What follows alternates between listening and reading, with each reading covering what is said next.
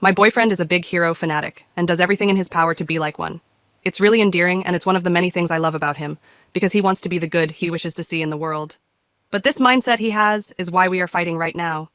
We've been quarantining at my apartment, he's not on the lease, and he suggested we go on a night walk since we've been getting stir-crazy from being inside all day. He figured that it'd be better for social distancing to go out at night. I was hesitant because we live in a bad neighborhood, but he assured me he'd protect me. On our walk, we were cornered by a man with a knife that demanded our wallets. I remembered John Mulaney's Street Smarts bit from the Netflix show and was going to throw my wallet past the mugger so we could run away, but my boyfriend started arguing with him and was spouting off a bunch of stuff about justice and how the mugger wouldn't get away with this. It looked like he was getting ready to fight. I was taken aback by this, and I guess the mugger was too, because it gave me enough time to take the important stuff out of my wallet while he was distracted. I interrupted my boyfriend's monologue and said, "Take it, just don't hurt us," and threw it behind the guy. When he turned, I grabbed my boyfriend's hand and we booked it back to the apartment. We got home safely, and I was relieved that we were okay, but my boyfriend was fuming. He was pissed that I interrupted him from protecting me when he could have, in his words, clearly handled it himself. I told him he could have gotten himself killed. He said that he was obviously stronger than the mugger and would have won.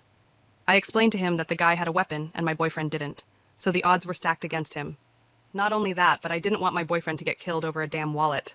We argued for longer than necessary, so I shut it down and told him we could talk about it when our adrenaline wasn't so high, but I needed to file a police report while the event was fresh. He stomped off to our room while I called the cops. When I was off the phone, I went to lay with him, but he rolled away from me. The next day, he was still angry and had already told his friends and family about what had happened to us. I thought that they would be understanding about how I handled it, but they were mad at me for not letting him have his opportunity to be a hero. His mom even ridiculed me for emasculating him. I want to reopen the conversation so we can understand each other and move past it, but if he isn't receptive, I'm going to ask him to move back in with his mom. I want to understand where I went wrong if I went wrong, but honestly, I feel like he's being childish and unreasonable. I just want to know, Aita, or is he? Update, I just want to thank everyone who has commented. It relieves me to know I'm not insane. He's still at his mom's house and I haven't heard from him, nor have I tried to reach out.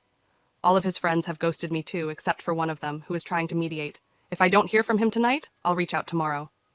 I plan on updating in the comments depending on where this goes. Again, thank you to everyone for sharing your thoughts on this. Update 2. So, he called me last night and I answered. He asked if I was okay and how I was doing. Then he asked if he could come over and I said he could. I planned on bringing everything up again myself, because he had been very passive-aggressive and refusing to talk about it. But when he showed up, he immediately started apologizing. Everything you guys pointed out, he started agreeing with. He was saying that he was being delusional, unrealistic. The whole hero fantasy isn't healthy. He jeopardized my safety, and that wasn't okay, etc.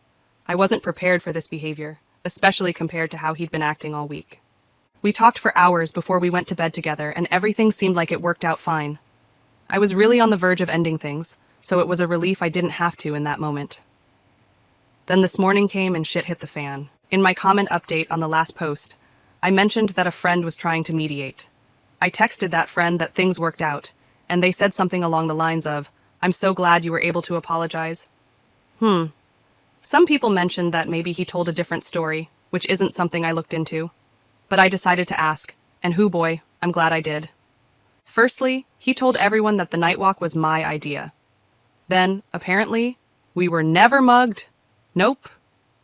Apparently, I just started talking shit to a stranger on the street in an attempt to make him show he was a strong man and protect me.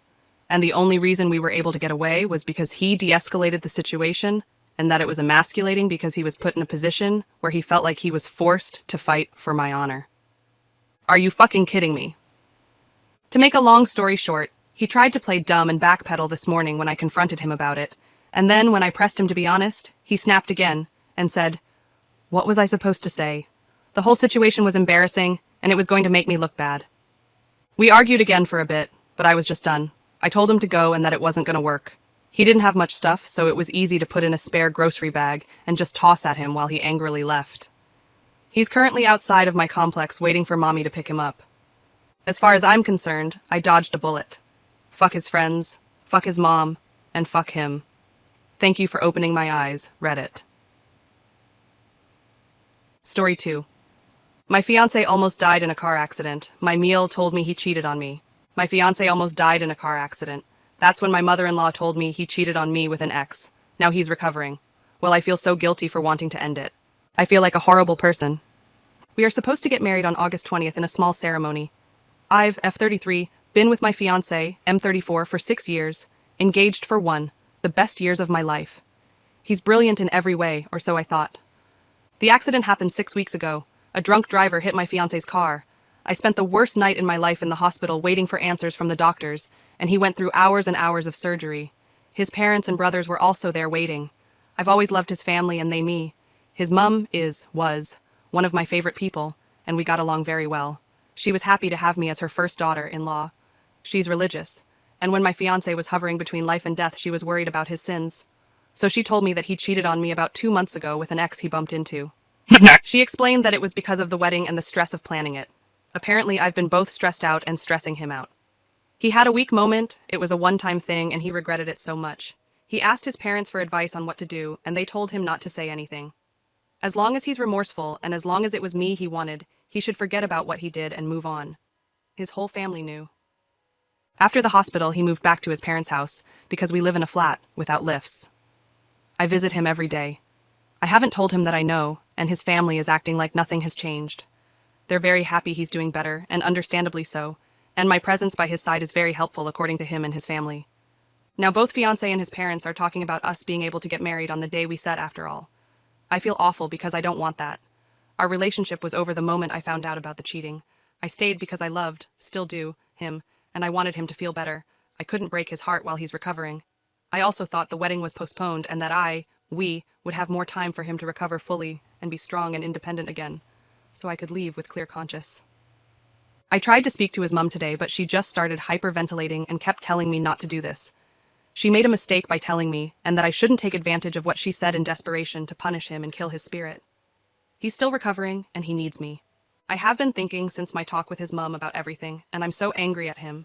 I'm ashamed that even when I was worried about his life, I was very angry and resentful. We were supposed to have our wedding in this beautiful manor house that he found that's all-inclusive, with our most important people. My best friend is a DJ, and my parents paid for the whole thing even though they're much poorer, so I don't know where the stress has come from. We fixed everything in a week. I'm so angry and I've kept bottling it up since the accident. I'm afraid I'm going to explode soon. I told my fiancé that I know about his infidelity and canceled the wedding.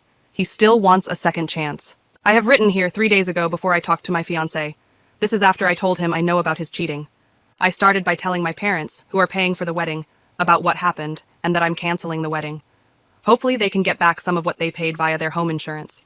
I have told them that I'm going to pay the rest of the damages. My dad refused. I insisted. It's not up to them. Since my fiancé still lives with his parents, I felt that I would be outnumbered if I went alone to end it. Text or a call wasn't an option, since he meant a lot more to me than that, and I really wanted to see his face and ask WTF. I also wanted him to see my hurt. I don't want it to be comfortable for him. Cheaters must see the hurt they cause, and hopefully learn from it. I took my mum with me. When I told him that the wedding was off and the reason why he started crying, he told me all things they say in desperation. He was foolish. He didn't think. He was stressed out. He was scared. It meant nothing. He regretted it. He didn't want to tell me because it meant nothing, and he didn't want to hurt me. I should give him a chance to prove himself and his loyalty. He can ask his parents to pay for the wedding.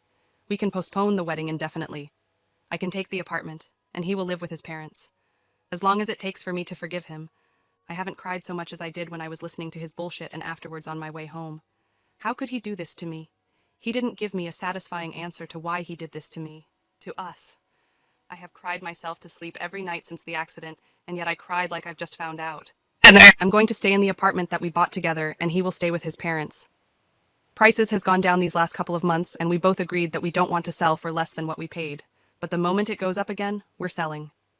I have started packing his things now, and tomorrow I'm renting a van to move his things to his parents' house. Sorting out his stuff and packing his clothes made it real for me. I didn't expect it to be so emotional. Why do I still love him so much?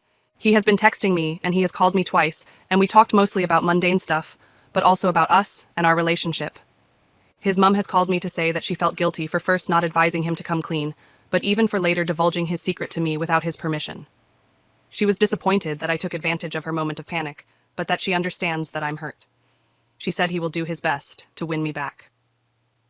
I'm a bit irritated about the fact that none of them, including my parents, believe that it's really over, and I don't have the energy to prove my point either. I just need some alone time now, and some peace and quiet.